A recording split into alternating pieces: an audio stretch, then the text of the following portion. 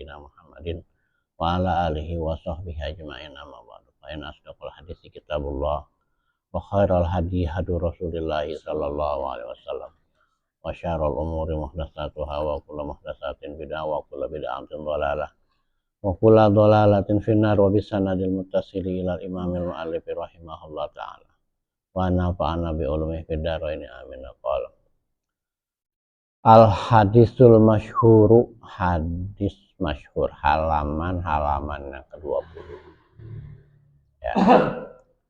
Al hadisul masyhuru, hadis masyhur, huwa yaitu marwahu, apa yang diriwayatkan salah satu oleh 3 orang, fa aksaru atau lebih, walau fi tabaqatin wahidatin, walaupun hanya pada satu tingkat saja, walam yatasil, dan tidak sampai darajat tawaturi,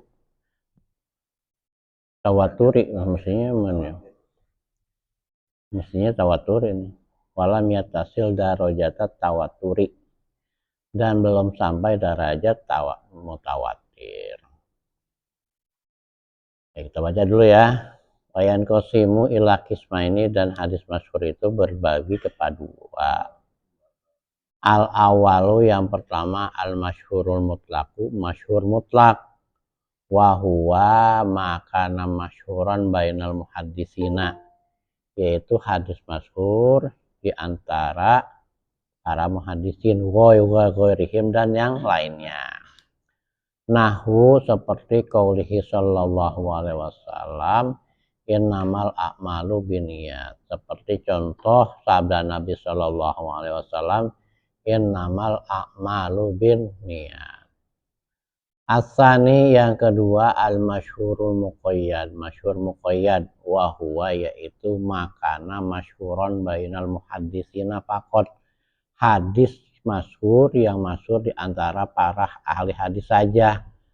Ka hadis Anasin, seperti hadis Anas, anna Rasulullah sallallahu alaihi wasallam, bahwa Rasulullah sallallahu alaihi wasallam qanata syahron ba'da ruku'i, beliau itu kunut selama 1 bulan setelah ruku, yad'u ala ri'lin wa zakwan, ngedoain suku ri'al dan zakwan ya.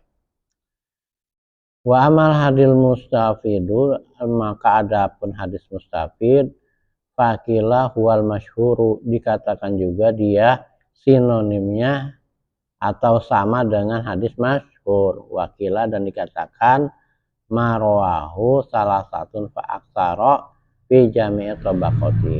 Ada yang mengatakan bahwa hadis mustafid itu hadis yang diriwayatkan oleh 3 orang atau lebih di semua tingkatan. Bapak Ibu sekalian, alhamdulillah pagi ini kita semua sehat walafiat, sehat jasmani dan rohani. Jadi kalau kata Ustadz Adlatif itu apa, Mas Baryono? Sehat walafiat ya. Kalau sehat aja ya, sehat aja itu sehat doang ya, sehat lah gitu, seger buger. Tapi dia enggak melakukan kebaikan, melakukan aktivitas kebaikan dalam perspektif Islam ya. Nah, kalau ke afiah itu sehat dipakai buat ngaji. Nah, kita ini namanya alhamdulillah sehat walafiat nih, Mas Baryono. Sehat badan kita dan pikiran kita juga sehat, maka kita gunakan kesehatan fisik dan pikiran kita untuk melakukan kebaikan, untuk taklim. Ini yang namanya sehat walafiat. Alhamdulillah kita membahas pagi ini masalah hadis masyhur ya. Pekan yang lalu kita sudah membahas tentang hadis mutawatir ya. Hadis mutawatir itu yang diriwayatkan oleh banyak orang ya, sampai puluhan orang, 40 orang, 200 orang, 20 orang. Nah, di sini ada lagi, ada hadis yang disebutnya hadis masyhur. Kalau masalah masyhur mah kita udah tahu ya, kata-kata masyhur. Kalau disebut masyhur pasti top. Nah, kalau top sebenarnya bukan top. Masyhur itu artinya dikenal banyak orang.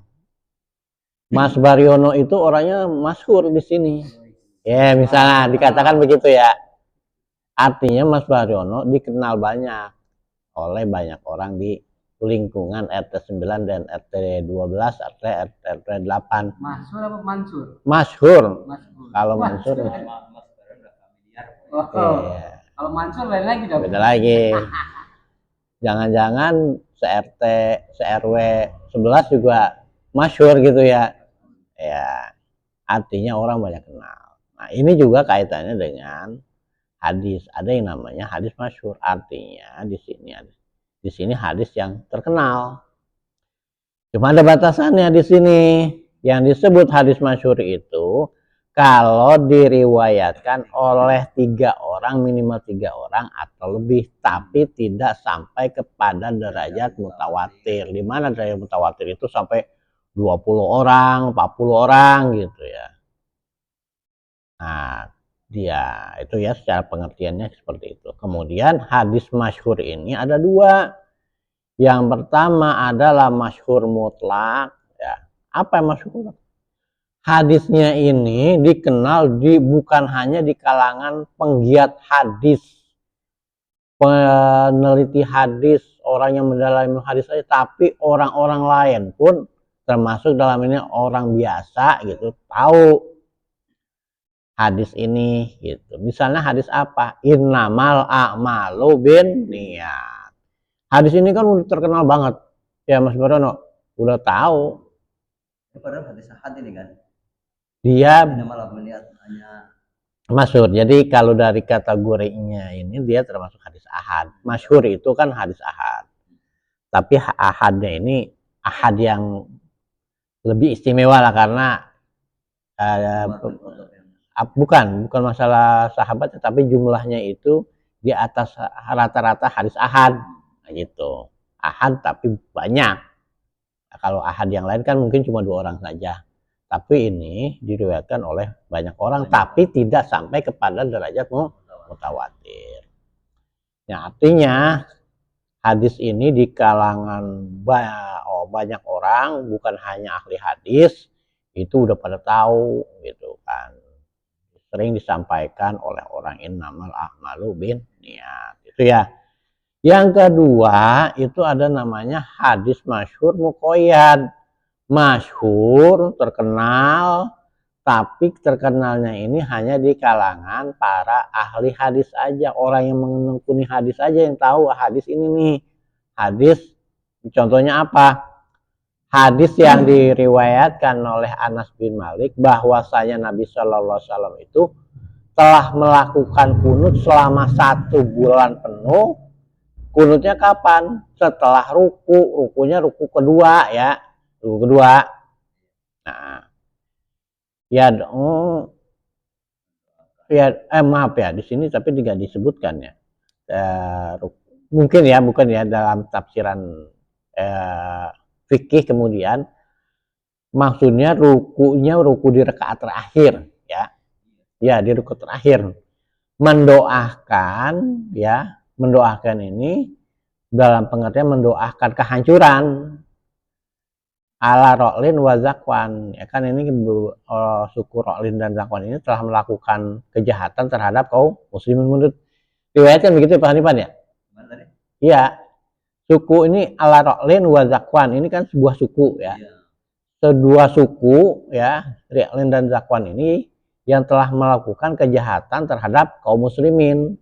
Maka Nabi Muhammad SAW mendoakannya kehancuran terhadap suku Ro'al dan suku Zakwan. Itu dilakukan dengan membaca kunut ya. Artinya hadis ini kita tidak bicara tentang isi kandungan hadis ini ya, tapi kita bicara tentang posisi hadisnya. Pak, hadis ini termasuk hadis masyhur muqayyad. Karena apa? Yang tahu itu hanya di kalangan para ahli hadis, itu saja ya. Sementara orang-orang di selain ahli hadis, para penggiat hadis itu tidak tahu atau kurang familiar dengan hadis ini ya. Saya kira untuk penjelasannya itu saja ya. Nah, jadi Bapak Ibu sekalian, ini ingin saya sampaikan kembali bahwa adanya ilmu hadis ini adalah upaya yang serius dilakukan oleh para ulama supaya ajaran Islam ini itu adalah ajaran yang orisinil atau murni dari Nabi Muhammad Shallallahu Alaihi Wasallam. Upaya secara sistematis, secara ilmiah yang dilakukan oleh para ulama menjaga supaya apa yang kita lakukan, apa yang kita terima, ajaran-ajaran Islam yang kita terima itu adalah ajaran yang orisinal dari Nabi Muhammad Shallallahu Alaihi Wasallam. Itu karena dalam lingkup yang lain ya, kita sambil sebuah contoh ya, berita-berita yang ada di media resmi ya, ini sebuah contoh aja ya, koran-koran, surat kabar, majalah, termasuk juga TV-TV ya, media massa yang resmi, itu mereka memberitakan sesuatu itu ada standarnya, ada standar dan ilmunya. Bahkan dalam kalau di perguruan tinggi itu ada namanya fakultas fakultas komunikasi kalau tidak salah. Ada jurusannya namanya jurusan publisistik. Tuh Mas Baryono. Nah, di situ khusus itu ada tata cara membuat berita. Jadi ada aturannya. Harus begini, harus begitu, ada ilmu khususnya. Supaya yang disampaikan kepada masyarakat itu bukan cuma sekedar informasi yang sifatnya hoax, yang nggak ada tanggung jawabnya. Nah, pokoknya artinya kita kalau mau merujuk sebuah berita, carilah berita-berita itu di portal-portal resmi, ya disebutnya kan portal sekarang ya. Apa itu TV, kalau TV ada TV One, ada Kompas TV, apalagi Trans TV dan sebagainya gitu ya. Kalau media-media itu ada apa namanya republika.id, Airmall dan sebagainya ya, termasuk Kompas. Kenapa kita merujuk ke situ? Karena ini media-media resmi yang mereka bikin berita itu ada aturannya, nggak seenaknya. Beda lagi kalau misalnya nggak ada anunya, nggak ada ininya legalitasnya. Jadi sekarang di zaman medsos ini kan bisa aja saya bikin berita gitu kan tanpa bikin aturan. Saya katakan misalnya di mana gitu di Pondok Indah telah terjadi sesuatu begitu, bisa aja saya ngarang-ngarang. Gambarnya gambar lain. Itu antara gambar dengan berita itu beda. Itu kan sering terjadi sekarang. Nah, itu kan bukti bahwa sebuah pemberitaan itu harus ada aturannya supaya yang diterima itu valid adanya. Itu yang tidak berkaitan dengan syariat, dengan ajaran suatu agama atau suatu keyakinan. Nah, bagaimana ini pula kaitannya dengan ajaran yang menjadi keyakinan dan menjadi ujung-ujungnya nanti jadi ibadah dan sebagainya. Kalau berita-berita ini tidak ada aturannya, maka sangat dikhawatirkan apa yang diberitakan itu palsu adanya, kan begitu. Apalagi sumbernya ini, sumber beritanya ini sudah lewat ratusan bahkan ribuan tahun. Gitu. Seperti yang terjadi pada umat sebelah sono. Ya. Umat sebelah sono kan kalau kita lihat, ya kalau kita lakukan penyelidikan secara ilmiah, itu banyak yang tidak bisa dipertanggungjawabkan berdasarkan aturan main, kayak gitu kan. Aturan main sebuah pemberitaan yang akhirnya itu menjadi klaim saja. Misalnya dikatakan bahwa misalnya ya Petrus itu diberitakan telah menyaksikan Yesus itu berkata bahwa aku adalah Tuhan, gitu ya. Nah, di sini itu yang mengatakan cuma Petrus saja, Petrus sendiri, tapi tidak disaksikan oleh yang lain, gitu. Nah, kalau ke dalam kategori Islam ini gugur. Kenapa? Hanya Petrus saja yang mengatakan. Satu dia, kemudian di si Petrus ini meriwayatkan ke bawahnya ini tidak jelas silsilahnya. Kalau di Islam udah gugur secara otomatis. Nah, itu tidak dilakukan di sebelah sono. Tapi kalau di Islam itu berita itu dari mana? Gitu kan? Siapa aja perawinya? Perawinya itu gimana? Ini sanadnya sambung atau tidak? Nah, gitulah. Itu yang dilakukan oleh ulama Islam supaya menjaga originalitas ajaran Islam, supaya benar-benar yang disampaikan ini adalah hadis Nabi Muhammad SAW. Harus bersambung sanadnya, orang yang memberitakan juga orang benar dan sebagainya, sehingga kita yakin bahwa itu adalah benar-benar dari Nabi Muhammad SAW. Maka hasilnya pun kita bisa lihat. Dalam Islam itu bisa kita katakan tidak kita temukan pertentangan-pertentangan antara ajaran yang satu dengan ajaran yang lainnya. Begitu Mas Bordano? Nggak ada. Kalau misalnya kelihatan ada pertentangan, itu beda tafsiran. Ada sesuatu begini. Yang lain mengatakan ada satu hadis begini, hadis lain seperti begini. Itu sebenarnya bukan pertentangan, cuma konteksnya saja. Misalnya gini, kita selama ini tahu bahwa katanya ada hadis yang mengatakan janganlah kalian minum sambil berdiri, ya kan ya, la tasrobana qaiman fa nasya falyastaqi. Janganlah kalian itu minum sambil berdiri. Kalau kalian lupa maka tumpahkan. Itu kan. Nah, tapi di kesempatan lain yang kita pelajari dalam kitab Asy-Syama'il Muhammadiyah diceritakan bahwa Nabi pernah kedapatan minum sambil berdiri. Apakah ini bertentangan? Tidak.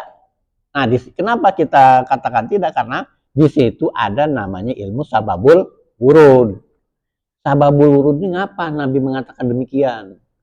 Dan sababul wurud kenapa Nabi juga kedapatan minum sambil berdiri? Itu ada di tersebut. Oh, ternyata bukan bertentangan. Atau hadis tentang ini Pak Nipan ya.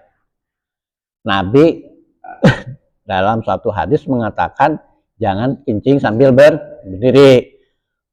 Tapi di tempat lain diriwayatkan Nabi pernah kencing sambil berdiri. Ini seolah-olah kan bertentangan. Tapi setelah ditelusuri sababul wurudnya, sebab munculnya hadis tersebut ternyata Nabi itu kencing berdiri itu karena menghindari ada sampah di situ. Jadi seolah-olah saja. Tapi kalau dari originalitas atau keaslian berita itu bisa dipertanggungjawabkan semuanya, karena hadis yang menyatakan Nabi itu hadis Nabi kencingnya berdiri itu sahih, dan hadis bahwa Nabi melarang kencing berdiri juga sahih, cuma beda sababul wurudnya saja. Ya.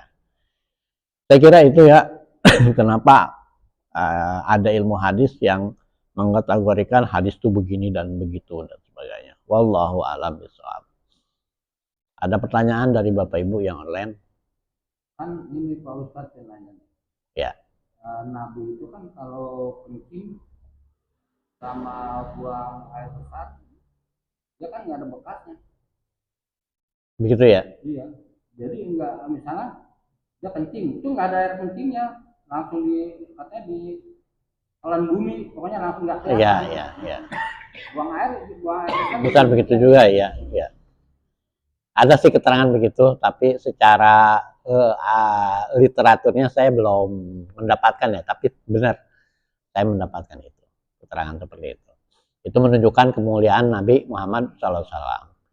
Ya kayak yang kita tahu dalam kitab As-Sama'il Muhammadiyah itu kan tentang keringat ya, kemarin itu ya. Kalau keringatnya bau badot gitu kan. Tapi kalau Nabi Muhammad itu keringatnya itu lebih harum dari kesturi. Ya demikian juga Nabi Muhammad itu kalau buang air kecil atau tidak ada bekasnya seperti halnya kita. Gitu. Kalau kita kan baunya juga bukan ampun. Ya boleh jadi hikmahnya takutnya nanti orang yang terlalu kencingnya direwok. Ya, ya. Simpan deh. Ya. Ya, ya yang jelas itu memang terjadi untuk menunjukkan kemuliaan Nabi Muhammad Shallallahu Alaihi Wasallam. Ya, dipersilakan. Ada keterangan tambahan barangkali dari Ustadz Suidat? Ya Ustadz, bismillahirrahmanirrahim. Soal hadis masyhur ya. Ya. Masyhur mutlak bahwa makana masyhuran bainal muhadditsin wa ghairihim. Ya. Ini masyhur di kalangan para ahli hadis, muhaddis wa ghairihim. Mungkin yang dimaksud ghairihim ini mufassirin ya Ustaz. Ya, ya. Bukan saya ralat ya, bukan awam ya. Iya, bukan orang awam. Takalimin gitu. Ya, Itu aja Ustaz. Ya, baik, terima kasih atas koreksinya Ustaz Suidat. Ya, jadi saya ralat kembali penyampaian saya tadi bahwa hadis masyhur mutlak itu masyhur di kalangan muhadisin dan bukan muhadisin, bukan ahli hadis, tapi bukan orang awam. Misalnya ahli fikih, ahli ilmu kalam dan sebagainya ya. Kalau hadis gitu. Kalau hadis ya, jadi ghairihim di sini bukan berarti semua orang aja, karena semua kalau orang awam kan kayak kalau orang awam kan dia tahu apa kan, karena dia orang awam. Iya. Awam itu kan tidak ngerti apa-apa. Iya, ya kayak kita kan gitu kan, ini orang awam. Iya, disebutkan itu kan orang-orang. Ya, di sini disebut bahwa masyhurnya itu di antara para ahli hadis dan para ilmuwan di lingkup yang lainnya, maksudnya gitu. Terima kasih atas koreksinya Pak Ustadz Suidat. Dari yang lain barangkali ada pertanyaan atau tambahan informasi?